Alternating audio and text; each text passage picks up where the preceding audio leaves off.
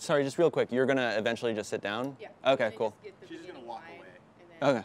I'm just curious. Yeah. Well, we'll ignore you guys. So, anytime? Yeah, sure. Yep. Beginnings are awkward.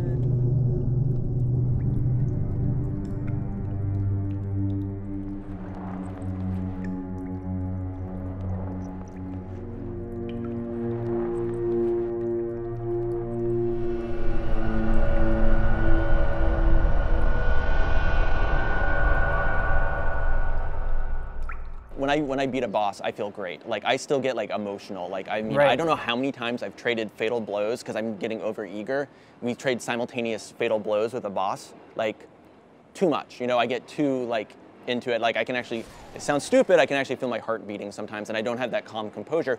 I'm fine with that. You know, this is fun. This is what I'm glad this game can kind of like evoke that out of me. Yeah, for like the first 20 hours, I just wasn't feeling it. Were you wanting something that you weren't getting in the first 20 hours? Because yes. honestly, I have a feeling like so much of it looks pretty familiar. You know, I've jumped around and done a bunch of stuff. I'm like, oh, this weapon looks familiar. You know, this specific boss looks quite familiar. It's the problem with sequels, right? Like held on its own esteem, like Dark Souls 2 is an excellent game, but when you compare it to its own, there's not too much to compare it to, but when you compare it to Demon Souls and Dark Souls, that's when I think, you know, the little tiny differences really start to like kind of splinter out, and the familiar and stuff like that. Some of it you want, some of it you don't, but it's really becoming kind of a fan-owned series much more than some other games. You talk about how it being familiar and that sort of being a consequence of a sequel, and then you say it's a bunch of the little things adding up, and I sort of agree and disagree. I think the thing for me, you know, especially from Demon Souls to Dark Souls, there are a lot of obvious parallels that you can draw, but those are completely separate entities to me. And the feeling I get when I play either one is almost completely separate.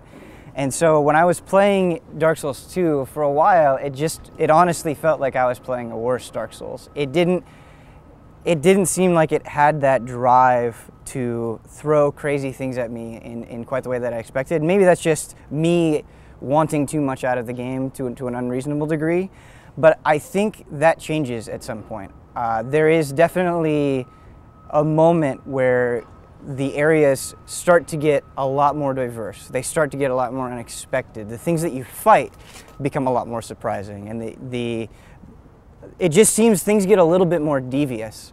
And in retrospect, I sort of understand why they took that approach, and while it may not have worked for me, I think for a lot of people, especially if you're coming into the Souls games for the first time, I think the learning curve overall is a lot smoother. But like, I know you were kind of upset with like the Dragon Rider, one of the first bosses, but I thought like that was kind of a didactic little experiment where it was easy to kind of run by all those like shielded guys, you know, which had the levers that would make the fight, so your chances of getting like ringed out was a lot less. Something else that I was a little bit disappointed about in the beginning is, you know, we were talking about the Dragon Rider, but not just the Dragon Rider. I feel like other early bosses, including... Hark, is that him?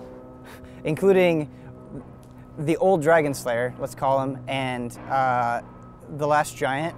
Those three bosses are in very close proximity to each other, and my approach was make sure you block real good and circle strafe.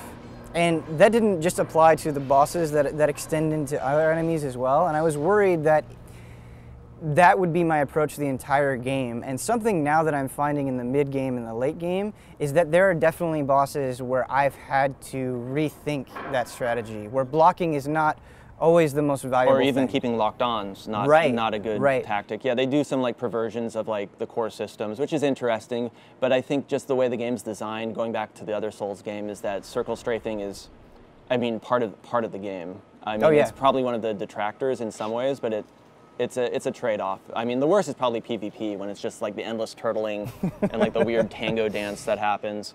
Well, you haven't done much PvP in Dark No, Souls I mean the online. beta, right? The online didn't turn on until the game actually came out, so that's why the full review didn't go up. Other people felt like it was okay to review it. I don't know. I don't want to get into a tirade here, but I think the online's pretty important to the game. Like if it was just bloodstains and messages, whatever. Even though I would say one boss is almost impossible without some online help, though I did it begrudgingly. But I feel like with the way the covenants are set up, with the 4 rings, you can almost always, if you really want to do online, you can almost always have a covenant ring on and still have your other 3 rings to help you out. I think it's really important to look into that stuff and see how it's actually working in practice, not just in theory. Dark Souls 2, and I really, really like this, sort of has this obsession, much more so than Dark Souls 1, at throwing a lot of dudes at you at once. Yeah, and the dudes are way more thought out. There's no guys just hunking around anymore. They're patrolling in the Hyde's first flame. I really like that you kill that one guy, that one giant armored knight with a sword, and there's 2 guys protecting the hallways. You kill him or get him down to half health. The other 2 will like run in. Yep. Like that kind of dynamic stuff. I mean, we take it for granted in other games, but we really haven't seen it here before. And I think that's pretty interesting. And you even see it in like the dead corpses that rise up at you, which was not, like, that's the one thing, they don't overuse anything, I feel like. And the things that were underutilized, like poison, curse, bleed, that stuff's now used to greater effect without becoming too overbearing. I see what you mean. I think the basic fighting is a little more interesting because of that. You know, I still don't have a complete grasp of how much agility, you know, the agility composite stat actually affects all of those little movements, but I think it works pretty well. It feels pretty playable. I don't think it's necessarily worse than Dark Souls or Demon Souls, and it feels really, you know, it's similar in a lot of ways. I think it feels good. We've talked a lot about the combat, but to me, if I had to name one thing about the original Dark Souls that left the biggest impression on me, it was the world design. And it's way different. They took a completely different approach in Dark Souls 2. I'd say it's inverted from Dark Souls 1. Where Dark Souls 1 I think was way more linear at the front. There was places you could go, but you couldn't really make progress. And this one is way more open and splintering, but then I know you haven't beat the game yet, but the end game is a lot more of a straight shot. Not exactly a straight shot, but more of a straight shot. Well, in the first game, once you got the Lord Vessel, it was like, go hunt down those souls, and you had all these leads all over. The thing that's surprising about Dark Souls 2, though, is there are a lot of dead ends. There are a lot of paths that you take that won't last very long, and you'll just get to the end and there's nowhere else you can go, and you'll have to choose another path. So it's just like, you know, you have a tree with branches of varying lengths, which I think is way interesting, because in Dark Souls, regardless of the path you took, it usually went on for a while, like or it looped back around on itself. So I think that's really interesting, and in combination with being able to warp anywhere around the world, it's both like a huge plus and I think a huge negative, depending on how you look at it. In some ways, by having just a shit ton of paths and being able to get to those points very quickly, it leads to a lot more variety. And one of the things I like in Dark Souls is that there's a lot of optional space. There are things you can find that you don't have to see, you know, but you see them, and there's something to experience there. There are things to get there. And it sounds like Dark Souls 2 does a pretty good job of that.